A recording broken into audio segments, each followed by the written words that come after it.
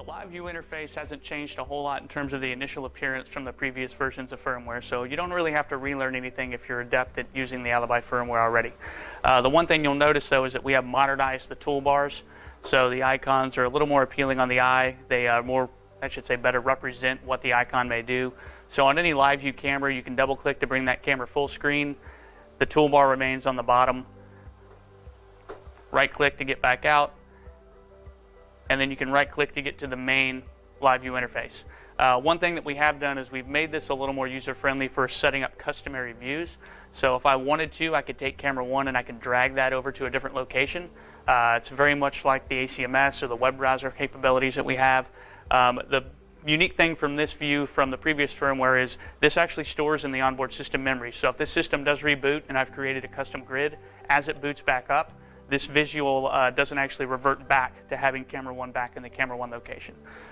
Be cautionary when you do this. The reason for that is these camera locations are purely for the live viewing screen. So when you do enter the playback menu, camera 1 is still going to be camera 1. So if you're used to seeing it in a different location, just remember that you may not be looking at the same camera in the tree when you get to the playback menu. From this live view, you can do a lot of things. We can take snapshots. We can do an instant replay. PTZ controls are available. Digital zoom, audio on or off to listen to it. You can actually change the strategy, so if you are more concerned with seeing video in real time, we'll actually possibly lower the quality a little bit on the live stream so that you can see the video more fluently. Or you can look at it in a balance for quality versus fluidity of movement, as well as record video on the fly. So you can stop and start recording at will. There's a global setting down in the bottom for that as well, and what that is an emergency record button. So if for some reason you are watching this and you've got the recorder set up, say, on an event basis, but you see a crime taking place, you can override your event to make sure all cameras are recording right then and there, so you're not losing any evidence by someone potentially not triggering one of those event triggers that you have set up.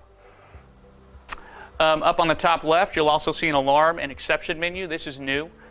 So as you come in here, you can look at exceptions based upon hints that may be done for optimal optimization for hard drives, network disconnections, IP conflicts, basic events such as motion detection, video tampering, or even smart events that we use when we talk about our analytics.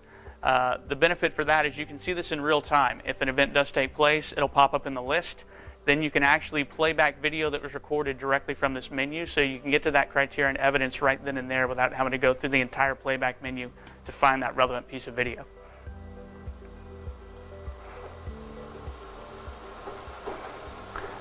The other option here is to double click on cameras. So if I wanted to choose a camera location, you can clearly highlight that field, double click that, and that'll actually move the camera over. But again, it's just as easy as dragging and dropping and even dragging the camera name wherever you want it to go.